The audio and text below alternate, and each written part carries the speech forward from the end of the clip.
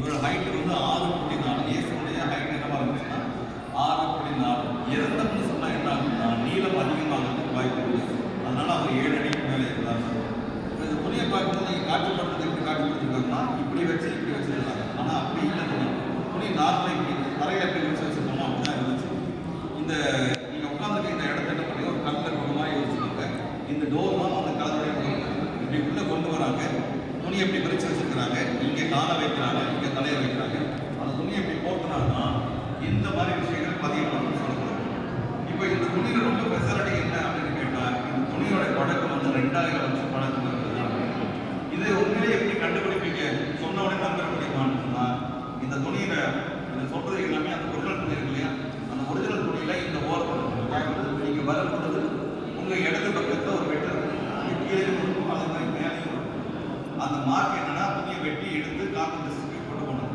அப்படி cotton test கொண்டு போகும்போது ஒரு விஷயம் கண்டுபிடிக்கிறாங்க. இது 2000 வருஷம் பழக்கம் தான் கிடையாது, இது 14ஆம் நூற்றாண்டுல தான் செய்யப்படுது. அப்போதான் என்ன சொல்றாங்கன்னா திருச்சபை வேற ஒரு விஷயத்த சொல்ல வந்து என்ன சொன்னா இந்த துணி யூரின் சர்ச்சில் இருக்கும் போது யூரின் ஆடை துணி பிடிக்குது. அந்த வெள்ளிப்பட்டியில் மடிச்சு தான் வச்சிருந்தாங்க. அந்த வெள்ளிப்பட்டி முருகனுக்கு படிந்த தீ காயங்கள் தான் இந்த காயங்கள் எல்லாமே. இது இயேசுவோட உடம்பு கிடையாது. இயேசுவோட உடம்பு எங்க இருக்குன்னா இது தடை, இது அவருடைய கை, இது அவருடைய கால். இது இயேசுதானா அப்படின்னு சொல்றதுக்கு இன்னொரு விஷயம் என்ன சொல்றாங்கன்னா மறுபடியும் இந்த துணியை பற்றி சொல்லும்போது இன்னொரு 1.5 இன்ச்சு உள்ள வெட்டி பார்க்குறாங்க. அப்போ இந்த துணி பழசை கண்டுபிடிக்கிறாங்க. ஆனால் இந்த துணியோட மிகப்பெரிய விஷயமா இன்னொன்று சொல்றாங்க, இந்த துணி நம்ம பார்க்குற துணி மாதிரி சாதாரண துணி கிடையாது. இந்த துணி மசதுங்கிற இடத்துல மட்டுமே கிடைக்கக்கூடிய அந்த மசது பட்டணத்துடைய துணின்னு சொல்றாங்க. இந்த மசது பட்டண துணி எப்படி இவருக்கு கிடைச்சது? அதுவும் இன்னொரு விஷயம் நீங்க பார்த்தா தெரியும். இந்த உடம்புல ஒரு துணி இல்லாமல் படுத்துறாங்க. அப்படி இந்த ஒரு துணி இல்லாமல் வந்தவருக்கு இந்த துணி எங்கிருந்து கிடைக்கும் போது பைபிள் விவிலியம் சொல்லுகிறது, அறிஞர் ஒரு சோசை அவர் கட்டளைய நம்முடைய இயேசு அடக்கம் பண்ண கொடுக்குறாரு. அவர் தனக்காக வாங்கி வச்ச துணியை தான் அவர் கொடுத்துருக்கிறாருன்னு சொல்லப்படுகிறது. அதனால இந்த துணி ஒரு பணக்காரோட துணி இயேசுக்கு போடப்படுகிறது. இது ஒரு லினன் கிளாத். இயேசு கிடைக்கிறது வாய்ப்புகளே இல்லை. இன்னொன்று இந்த துணியில நிறைய விஷயங்களை கேட்கிறாங்க. இப்போ நான் கேட்கிற ஒவ்வொன்றா நான் கேட்கணும் இல்லையா, இது அப்படிதானா கேட்கிறேன். இது நான் கேட்ட கேள்வி கிடையாது. 33 அறிவியல் ஆராய்ச்சியாளர் 30 வருஷத்துக்கு மேல இந்த கேள்வி கேட்கிறாங்க. கேள்வி கேட்ட ஒவ்வொரு கேள்விக்கான பதில தான் நம்ம பதில சொல்லிட்டு இருக்காங்க. இந்த பதில்களை இந்த இயேசுவோட உடம்பு தானாங்கிறது என்ன சாட்சின்னு சொல்றாங்க. அதுக்கு சாட்சி இங்க இருக்கிற இந்த அடையாளம், இங்க இருக்கிற ரத்த பாடல். அந்த நொடியில பார்த்தீங்கன்னா தெரியும், அப்படியே ரத்தம் அப்படியே வச்ச மாதிரி இருக்கும். ஒரு ஹெல்மெட்டை கம்பி வச்ச மாதிரி, தொப்பி வச்ச மாதிரி இருக்கும். நம்ம யோசிச்ச மாதிரி முன்மணி இப்படி வட்டமா இல்லாம தொப்பி மாதிரி தான் இயேசுக்கு முன்மணி வைக்கப்பட்டதுன்னு சொல்றாங்க. அது முதல் சாட்சி. ரெண்டாவது விழாவில் ரத்த காயம். இது வந்து இந்த இடத்துல இருக்காது. இந்த நீங்க கண்ணாடி முன்னாடி பார்த்து சாப்பிட்டீங்கன்னா எந்த கையில் சாப்பிடணும் அதுதான் இதுக்கான அடையாளம். கொட்டை எடுத்து சாப்பிட்டீங்கன்னா அந்த பக்கத்துக்கு இதுதான் வலது பக்கத்துக்கு தான் இருக்க வேண்டியது. இது எப்படி ஆயிடுச்சுன்னா 1.5 இன்ச்சு அகலமும் 4 இன்ச்சு நீளமும் உள்ள ஒரு ஈட்டிய கீழே இருந்து ஒருத்தர் வேகமா குத்துனா மட்டும்தான் இவ்வளோ தரவரத்துலாம் வாய்ப்புகள் உண்டு. வரலாறுலேயே ஒரே ஒருத்தர் மட்டும் தான் குத்திருக்கிறாங்க. வேற யாரும் குத்தவே இல்லைன்னு நம்ம பைபிள் படிக்கும் தெரிஞ்சுக்க முடியும். அடுத்த காயங்கள் 3வது காயம்.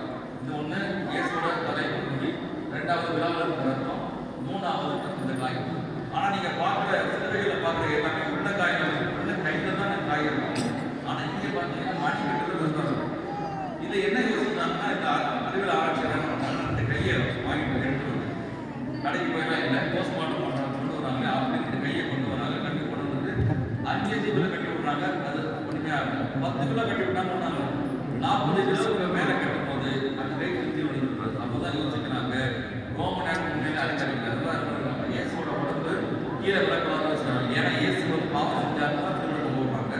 ஒரு சமைக்கப்பட்டவுடைய உடல் ரத்தமும் கீழே விளக்கமாக இருக்கிறதுனால தான் மணிக்கட்டுல அடிச்சு வச்சாங்கன்னு சொல்லுவாங்க.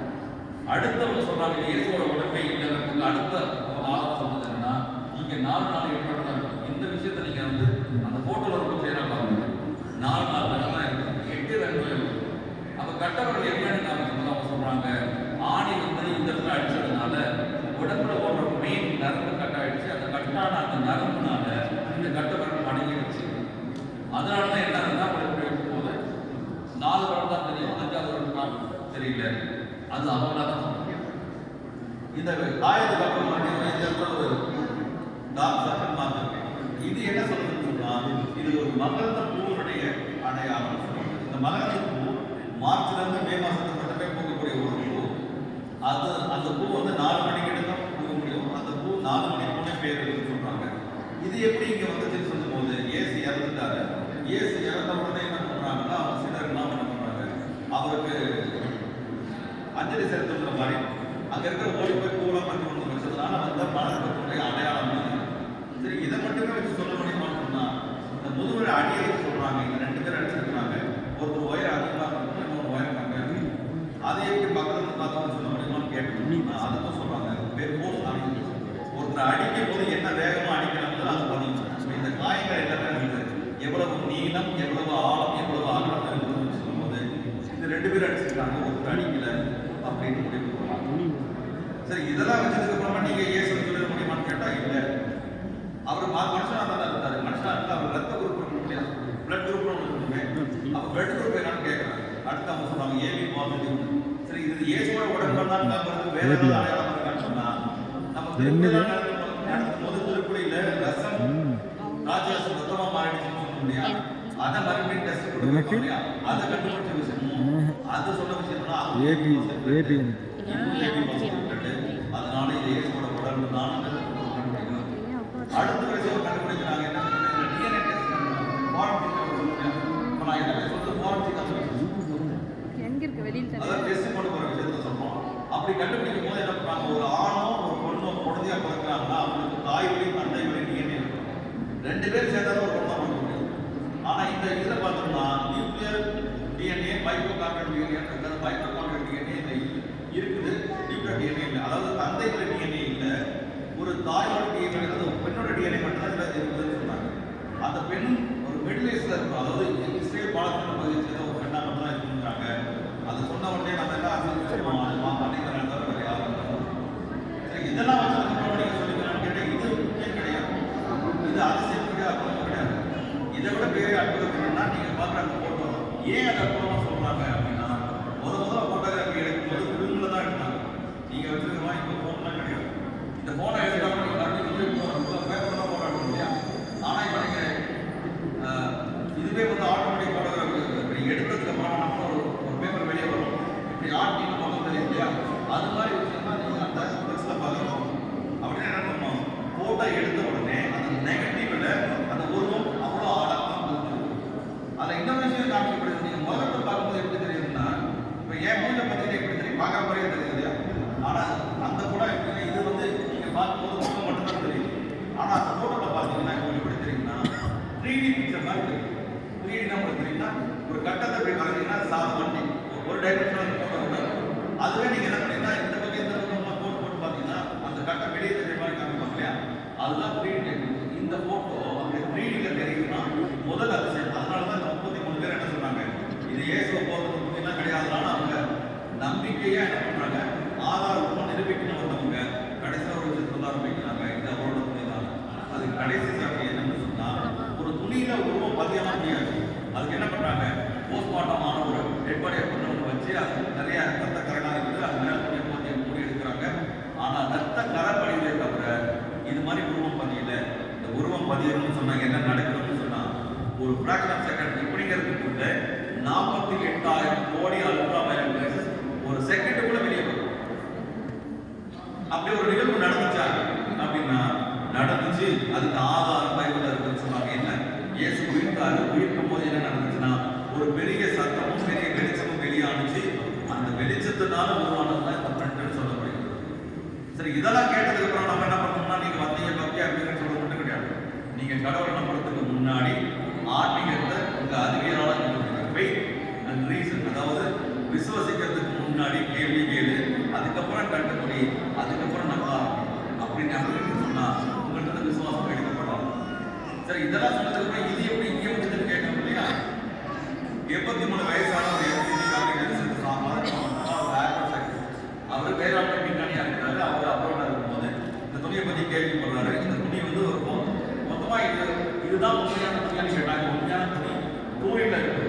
இந்த பக்கத்துல போனா நம்ம பூச்சி காத்து பட்டாலே அதனுடைய ஒரு நாள் போயிருந்ததுனால அது கீழே இருக்கவே இல்லை. இது என்ன பண்ணாங்க, நிறைய காப்பி எடுக்க போக மாட்டாங்க. அப்படி எடுக்கப்படுது நிறைய காப்பிகளை வந்து மியூசியம் காப்பி, இன்னொன்று ஃபாரன்சிக் காப்பி, அப்புறம் ஆலயங்களை வச்சு வழிபடுத்தலாம் கிளினிக்ஸ் காப்பி பண்ணுறதுக்காக டெஸ்ட்டுக்காக மட்டுமே, அதாவது நம்ம ஒரு நாள் அடிக்கடி டெஸ்ட் பண்ணக்கூடாதுன்றதுக்காக டெஸ்ட் எடுக்க வச்சுருக்காங்கன்னா வச்சுருக்காங்க. இதை என்ன பண்ணுறாங்க, நம்ம ஜாப் பண்ணுறது அவங்கள வைக்கல, அது வாங்கி வைக்கிறாங்க, அவங்க ஆலயம் பண்ணிக்கிறாங்க. அங்கே போன குழந்தைங்களாம் என்ன பண்ணுறாங்க, பரிசு டைமில் போகும்போது தொட்டு பார்க்குறாங்க. அவங்களோட பயம் போயிட்டு சொன்னதுனால அவர் என்ன யோசிக்கிறாரு, ஒரு 6 மாதத்துக்கு மேலே அங்கே தான் இருந்துச்சு, வெளியில் கொண்டு வரவே கிடையாது. அது நம்ம சர்ச்சை கொண்டு வராங்கன்னா மறை மாவட்டத்துடைய இறுதியில் இருக்கு. இப்போ நீங்கள் சில பேர்லாம் நான் சொல்கிறேன், முடி உச்சியில் இருக்கு இல்லையா, அது மாதிரி நான் இங்கே நேரில் வாட்டர் இருக்கிறேன். அங்கே கொண்டு வந்தப்போ இங்கே கொண்டு வரதுக்கு வாய்ப்பு கிடைச்சிது. அப்போ கொண்டு வந்தப்போ என்ன பண்ணணும், இந்த மக்கள் பார்வைக்காக இங்கே வைக்கப்படுது. அப்படி தான் இந்த வைக்கப்படுது. அதனால் உங்களுக்கு சொல்லப்பட்டது என்னென்னா, விசுவாசத்தை நம்பிக்கையோடு அல்ல, அறிவோடு நீங்கள் கேட்கும்போது உங்கள் ஆன்மீகம் படம். நன்றி.